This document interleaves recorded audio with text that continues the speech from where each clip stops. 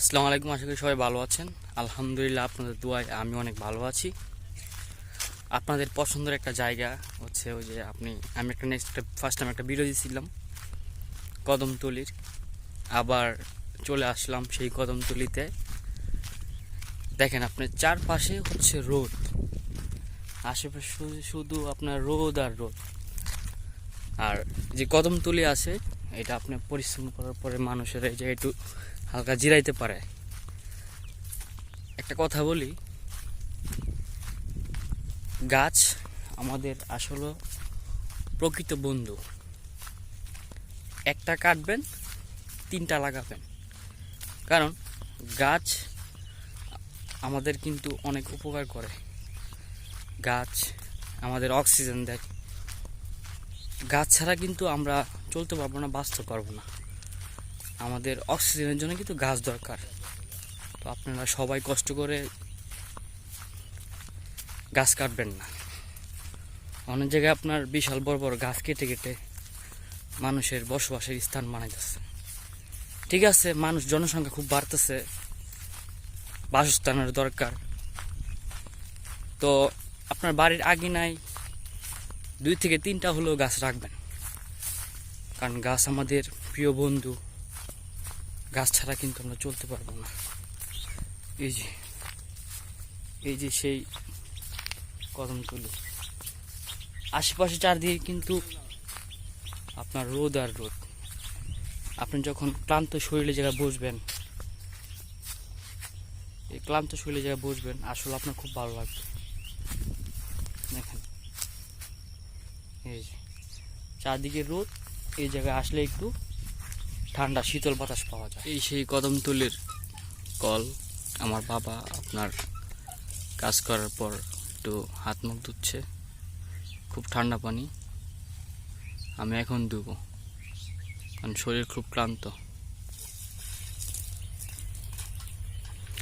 অদম্য পরিশ্রম করার পরে এই যে কলের মধ্যে একজন চাচা, বৃদ্ধ বয়সী চাচা আসছে একটু হাত মুখ দেওয়ার জন্য। দেখেন,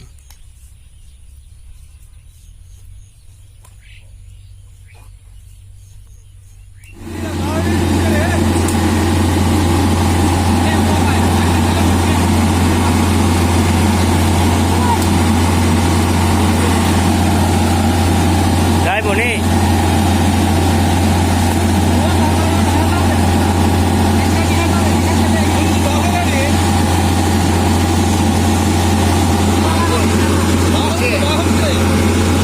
যাইব।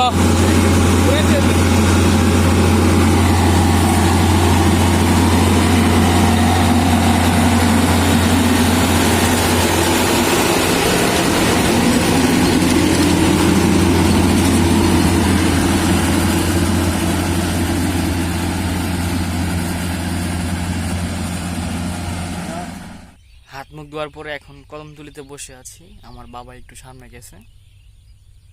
কিছুক্ষণ আগে একটা আপনার মেশিন গেছিল, আপনার চায়না মেশিন। এটার কাজ হচ্ছে আপনার ধান কাটার পর আপনার খেরগুলা সারি সারিভাবে আপনার থাকবে। আপনার এই যে মেশিনটা, এই মেশিনটা আপনার মানুষের উপকার করছে, কিন্তু অপকারও করছে, ক্ষতিও করছে। এই মেশিনটার জন্য অনেকে আপনার কাজ করতে পারতেছে না। আপনার একটা বনের মধ্যে বা একটা কাটার মধ্যে ধরেন মানুষ আপনার 10 জন লাগবে, এই জায়গায় আপনার একটা মেশিনে কাজ করে দিচ্ছে।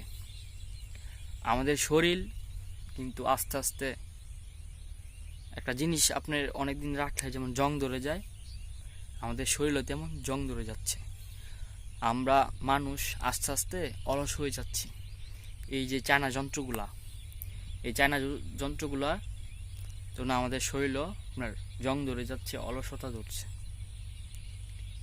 এই মেশিন যদি না থাকতো, আপনার অনেকগুলো মানুষ কাজ করার পরে তার রিজিকটা এই জায়গায় থাকতো,